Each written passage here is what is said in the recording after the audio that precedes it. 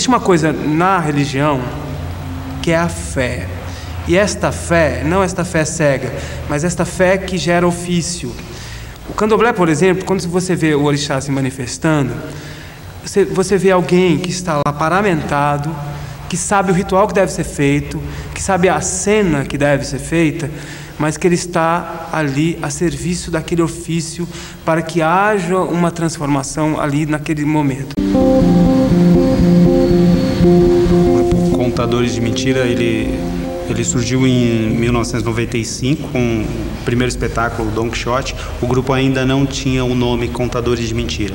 Isso veio 2 anos depois, né, com o nosso segundo espetáculo, que foi o Pagador de Promessas e os Entremeios do Povo.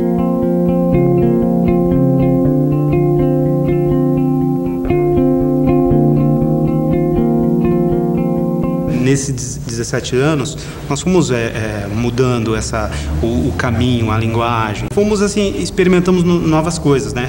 E hoje o nosso teatro posso dizer que é mutante. A gente começou a marcar a identidade.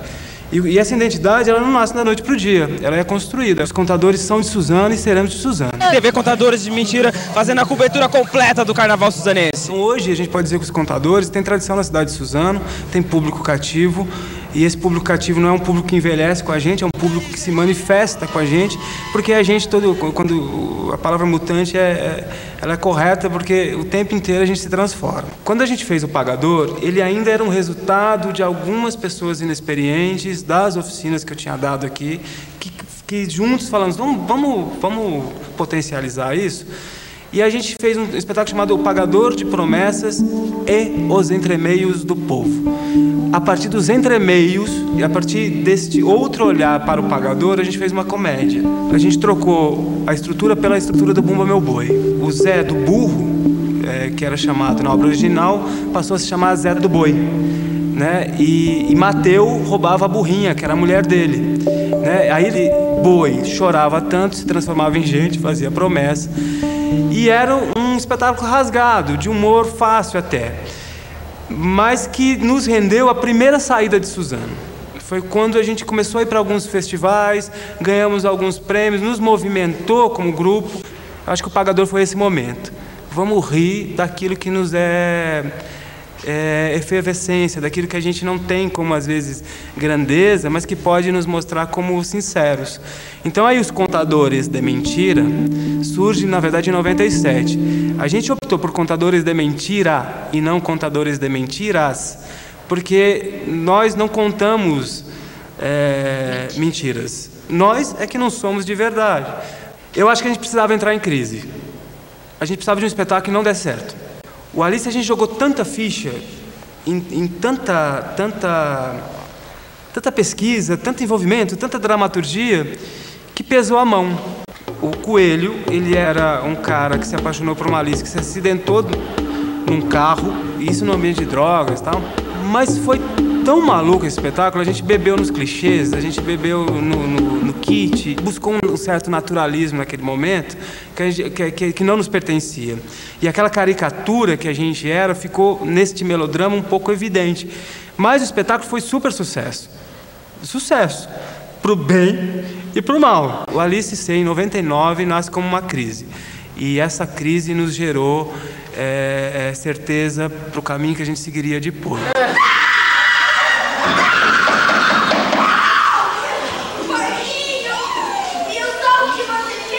E aí veio o Coma-me, que é essa necessidade de ser digerido por nós mesmos. Eram porcos que começaram a invadir o planeta, começaram a comer as pessoas, jantá-las. A gente foi muito pela revolução dos bichos, mas também nem chegamos a tocar no livro. E o Coma-me tinha um grotesco, uma coragem de falar determinadas coisas. Essa é a hora da lavagem cerebral!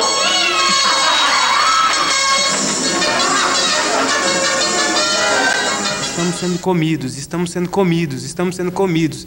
O que você come? O que você come como arte? O que nós podemos oferecer como para você nos digerir, plateia? Porque a gente não está se entendendo.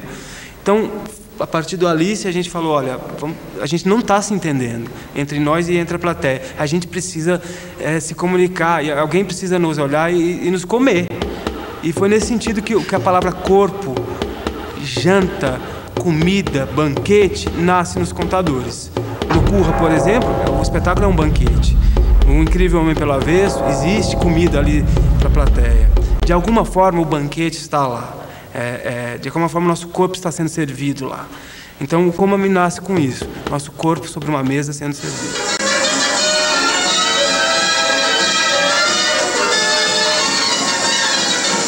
A experiência individual ela é colocada dentro desse coletivo todo de forma quase transcendental, né? Que é vamos se olhar, vamos jogar junto, vamos brincar, vamos tentar existir de forma segura.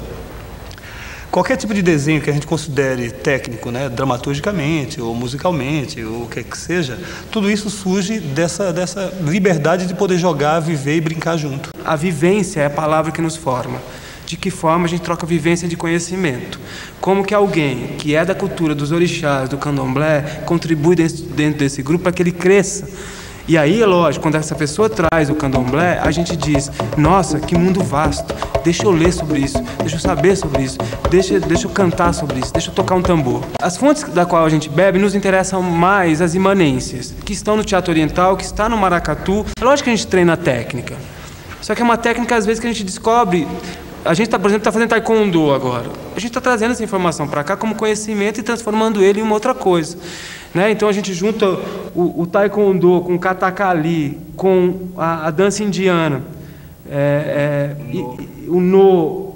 O Curra mesmo nasceu assim. Cenas que a gente pesquisou no e pesquisou fazendo, como a gente juntou o taekwondo que a gente estava juntando, quando a gente viu tinha um tambor e uma questão afro, e umas trocas de vivência que nos construíram corporalmente.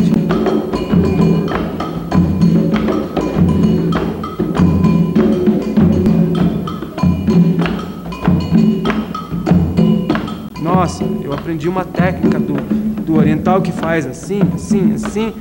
Não, isso a gente criou, por exemplo, os nossos mudrans. A gente fala mudran, a gente não está falando dos mudrans indianos que tem significado da qual a gente bebeu, mas a gente entende isso como ideia. Então a gente fala, gente, mudran. Então eu preciso prestar atenção nos meus dedos. Nesse formato a gente bebe uma coisa que está lá no teatro oriental, que é assim, um exercício que a gente faz muito. Olhemos o órgão interno de quem está nos vendo. Olhemos esse sangue correr. As nossas pesquisas se fundaram na temática hindu, a partir do hindu. Tratar a história de Medeia, dar a nossa visão, nossa leitura disso, a partir da cultura hindu, do kathakali, das danças, das mudrans e tal. A gente acabou entrando mais na escritura, na partitura hindu, né? Trazendo o universo hindu pro nosso espetáculo.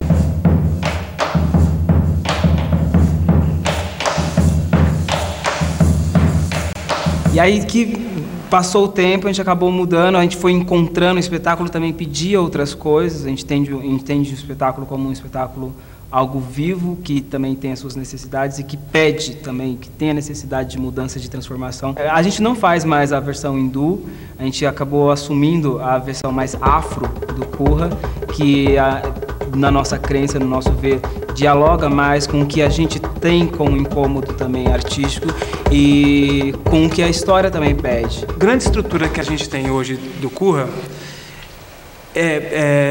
do corpo nasce na versão hindu e ela nos jogou para dentro, e a gente chamava de Medeia doce, Medeia com açúcar, no bom sentido da palavra açúcar, porque tratava esse açúcar, mas a gente falava, tá faltando pimenta, tá faltando sal, tá faltando outro tempero. E aí a gente estava se transformando também. A Soraya, que é uma amiga nossa, entrou dentro do trabalho com conhecimento do candomblé. Só que como a gente já estava com esse sentimento de que o espetáculo estava pedindo um pouco mais de força, porque ele era muito leve, era muito bonito, era muito leve, mas tinha trazido uma consciência corporal muito grande para o grupo. A gente até hoje, no espetáculo, mesmo ele tendo agora essa influência afro, o corpo que foi construído no hindu, um elemento ali, a atenção, ainda aquela leveza que agora já é um pouco mais trabalhada também como um contraponto, fez o espetáculo crescer. Então a gente optou em voltar a pesquisar, voltar para a sala de ensaio, e aí a gente teve essa oportunidade de entrar um pouco mais na cultura afro. Isso fortaleceu o espetáculo.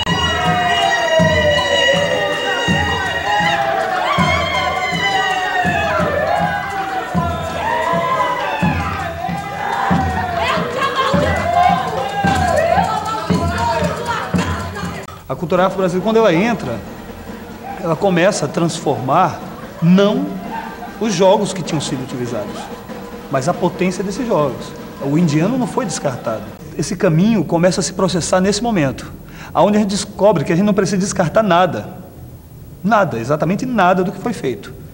A gente só tem que agregar as potências, agregar todos esses valores.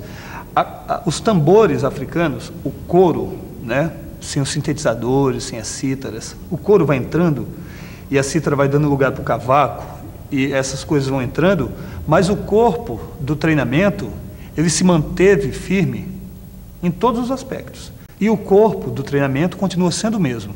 O que muda só é a potência dessas forças. Então, com essa alteridade construída, a gente construiu também uma identidade nova para o grupo. Quando o primeiro contato com o candomblé veio, ele veio por acaso, veio através da comida. Olha que louco o simbolismo de novo. A gente usou o ipeté, que é um prato de orixá, trazido pela Soraya, que depois entrou no espetáculo quase como uma equede mesmo, que ela é no candomblé. Mas olha esse símbolo, ela é equede no candomblé e dentro do espetáculo ela passa a ser uma espécie de serviçal também. Eu acho que o que a gente bebe do candomblé e o que beira a mesma questão nas questões hindus, por exemplo, quando ela nos veio, é este ponto. Quando, tecnicamente, elas são diferentes, mas na imanência, como a gente cria o exercício do brilho do olhar, elas são muito presentes, que está na igreja evangélica, que está no candomblé, que está na igreja católica, que é aquele momento da fé.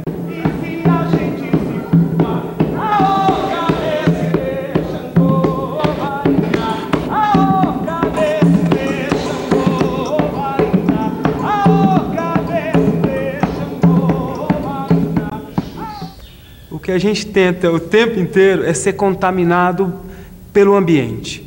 Se a gente conseguir instaurar em cena um ambiente que seja muito parecido com a fé, isso vai ter que nascer da gente para o outro vai ter que sentir a vontade, isso está ali no candomblé com muita força. Agora a palavra força e a palavra preconceito, a palavra negro, a palavra influência, também nos contaminou. Porque a gente também é de uma região inóspita para o teatro, em que a dificuldade de ter direito à manifestação também é grande. Então o candomblé também nos dá isso como movimento. A gente fala de cena, mas a gente não está falando só de cena. A nossa postura como artista também nasce. A gente também achou que estava doce. A gente também quis salgar um pouco e falar assim, não, a gente está doce na vida, meu nego. A gente quer crescer, a gente quer correr, a gente quer jantar com todo mundo, não só pelo teatro. Quando a gente vai numa Câmara de Vereadores e diz, não, a gente pensa determinada coisa, a influência do candomblé e das culturas afros e da luta de resistência está lá presente. A gente tem isso por natureza.